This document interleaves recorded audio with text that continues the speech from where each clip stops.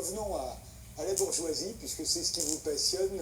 Je vous avais reçu dans cette émission pour Histoire de la bêtise, un livre que j'avais beaucoup aimé, mais qui vous vaut une assez mauvaise réputation, il faut bien le dire, depuis sa parution. Aujourd'hui, vous publiez un roman, Un enlèvement, qui se passe dans la bourgeoisie.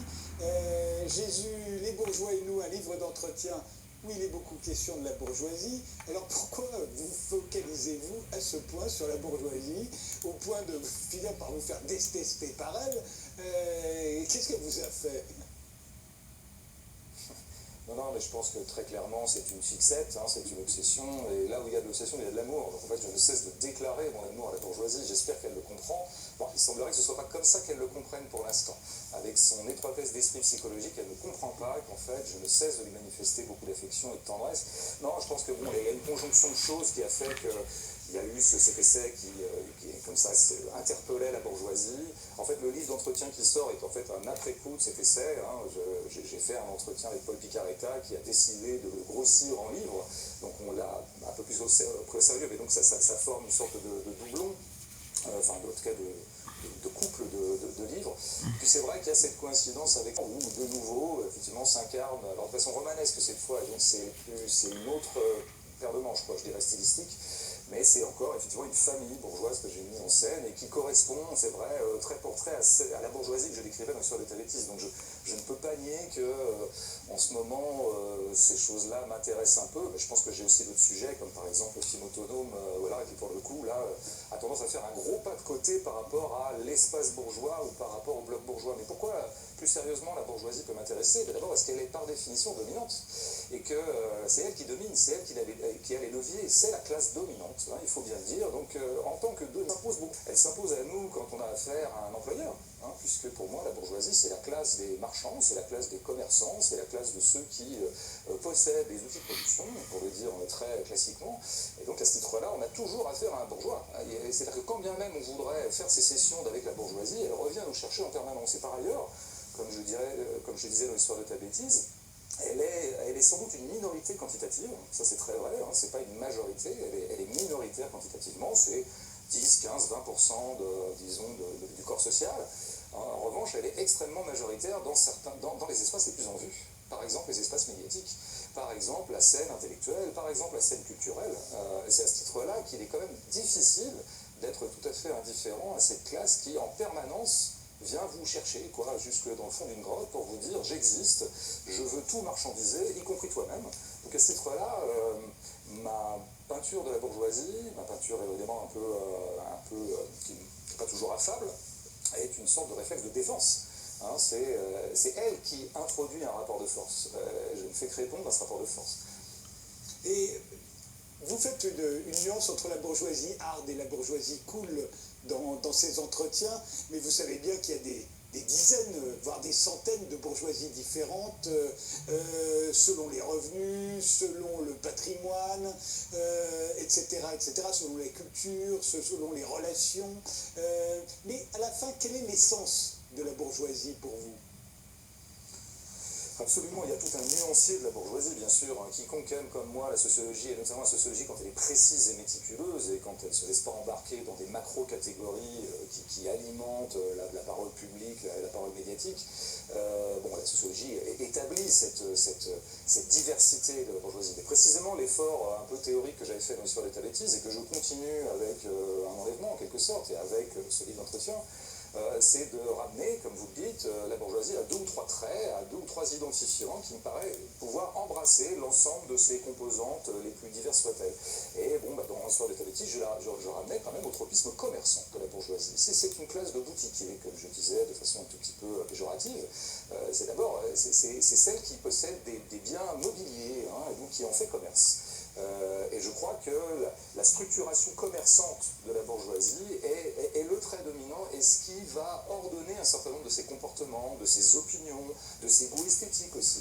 C'est ce que je détaillais dans l'histoire de ta bêtise de façon un peu générique et de façon beaucoup plus précise dans Un enlèvement. Donc je pense qu'à partir du moment où on a repéré l'idée que ce qui était le ressort social premier de la bourgeoisie, c'est la pulsion commerciale, C'est-à-dire, j'ai des biens et j'en fais commerce, et j'essaie de les faire fructifier, j'essaie parfois de les titriser, de les financiariser, et ça c'est la spéculation financière, c'est là que la bourgeoisie alimente le capitalisme financier. Donc c'est ça qui la caractérise, et c'est ça qui, je crois, est au cœur de tout son système de référence, de pensée et d'opinion. Ça paraît comme ça, une façon un peu univoque et un peu malhonnêtement synthétique de résumer le réel, qui est évidemment toujours beaucoup plus compliqué. C'est pour ça d'ailleurs qu'il faut écrire des livres de 200 pages, que ma famille, dans un enlèvement, je passe du temps avec elle, j'essaie de l'aborder par le détail, par des choses extrêmement précises. Mais c'est vrai que cette constitution commerciale et commerçante me paraît le trait le plus structurant de cette classe. Alors justement, retournons sur un enlèvement, qui est un roman très drôle. On y voit une famille, on voit des gens qui veulent au fond perfectionner leurs enfants. Moi, je les ai vus comme ça. Ils veulent perfectionner leurs enfants comme les ingénieurs de Ferrari veulent perfectionner leur dernier prototype pour la prochaine course, avec du réglage. J'ai l'impression que vous êtes beaucoup amusé à montrer ça. Est-ce à dire que vous pensez qu'il y a un souci de perfectionnisme ou de perfectionnement dans la bourgeoisie?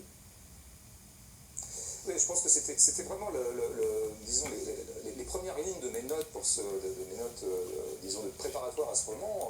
Je ne visais pas la bourgeoisie en tant que telle. Ce que je voulais faire, c'était surtout peindre une famille que je voulais la plus canonique possible. Et après, il se trouve que les caractérisations de bourgeois sont revenues au galop un peu dans le repassage du livre. Maintenant, dans le premier temps, je voulais voir comment fonctionnait de l'intérieur, puisque donc du coup le narrateur est le père, ce qui était pour moi une façon de m'immiscer dans une structure que je connais pas si bien que ça, puisque voilà, la structure familiale n'est pas exactement partie prenante de mon quotidien, mais passons.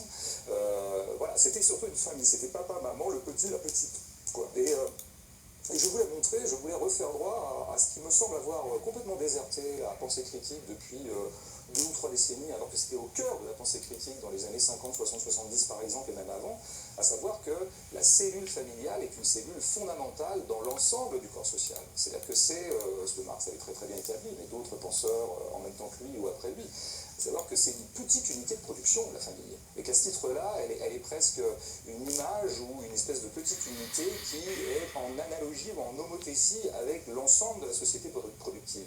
Et donc il est assez normal et automatique que, eh bien, dans la bourgeoisie, qui sont donc une classe de producteurs, c'est des gens qui font des affaires, qui cherchent la performance, qui cherchent le profit, qui cherchent la rentabilité, eh bien, ça rejaillisse sur les familles bourgeoises qui sont des petites unités de préparation à la performance. Beaucoup plus d'ailleurs qu'au perfectionnement. C'est la performance productive qui m'intéresse, et là où elle rejaillit dans le quotidien même d'une famille. Donc effectivement, on a une famille où on a une jeune fille qui a 11 ans et qui est parfaitement productive. Elle coche toutes les cases de la performance, et donc c'est une très très bonne future productrice.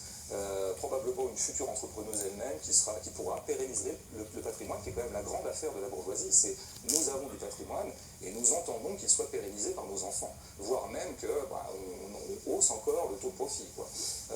Et il y a un malaise, c'est le petit. Le petit, lui, il n'est pas performant, alors ça se cristallise sur une affaire de lecture. Il ne sait pas lire à 7 ans, ce qui est un drame familial, donc il faut immédiatement corriger le tir. C'est pour ça qu'on lui propose un certain nombre de services complémentaires à l'école qui vont, on l'espère, le faire rentrer dans le rang, et surtout rentrer dans la petite machine de production qu'est la famille.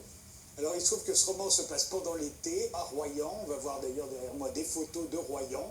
On va voir le cadre de ce roman, qui est un cadre terriblement bourgeois. À vous entendre, je ne connais pas Royan, mais il se trouve que dans cette famille-là, tout est compté, tout est calculé, tout est planifié.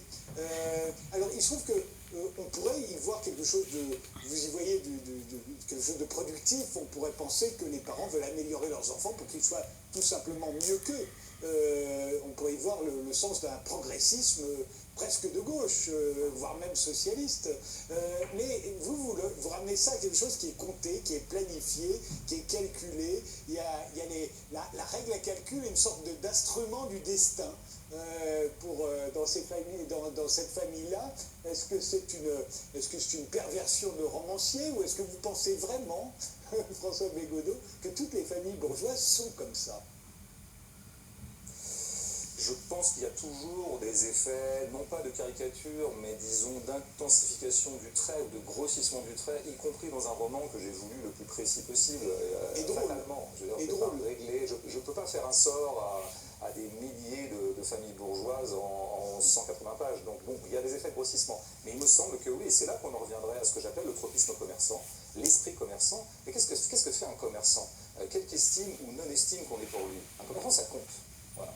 La passion première du commerçant, l'éthos du commerçant, c'est quand même de compter. De compter quel chiffre d'affaires il a fait dans l'année, quel profit il peut dégager l'année prochaine par rapport à tels investissements. Bon, c'est quand même la classe des commerçants, une classe qui compte, quoi. Et donc dans la mesure où je pense que tout commerçant, tout boutiquier vit ses enfants comme des continuateurs de sa propre boutique, quelle que soit la taille de la boutique. Ça peut être l'Empire Arnaud, comme ça peut être le petit commerce possédé par tel ou tel propriétaire de commerce, quoi, tel ou tel commerçant, indépendant ou pas indépendant. Vit toujours sa progéniture comme devant reprendre un jour la boutique. Bon, et à ce titre-là, il faudra la reprendre, la pérenniser et la rendre encore plus performante, quoi. Donc il faut compter, donc on compte, et là-dessus, effectivement, je pense que la bourgeoisie s'est donné des outils d'évaluation, qui d'ailleurs ont contaminé énormément de champs, et au premier chef, le champ scolaire.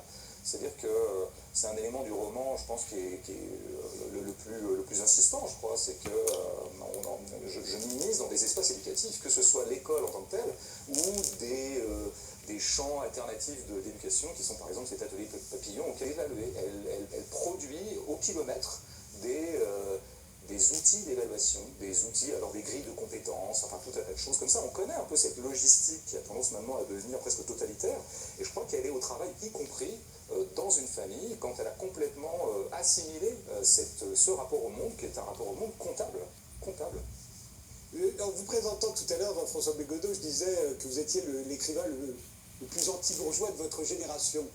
Aujourd'hui, c'est devenu rare, mais il fut un temps où pratiquement tous les romanciers français étaient anti-bourgeois, tous les chanteurs, le cinéma était anti-bourgeois, c'était the only game in town en France. On était anti-bourgeois comme on était anti-militariste.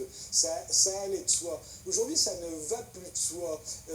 Et de ce fait, votre bourgeoisie n'a plus rien de la bourgeoisie qu'on aimait détester autrefois. Une bourgeoisie très raide, très raide sur les mœurs, raide avec ses enfants, raide sur tous les plans. Elle n'est plus comme ça, votre bourgeoisie, et pourtant, j'essaye de me demander qu'est-ce qu'elle a de si épouvantable qui fait que quand je lis votre roman, elle me rappelle évidemment des gens que j'ai pu croiser au cours de ma vie, et qu'est-ce qui fait que ces gens-là, on les fuit?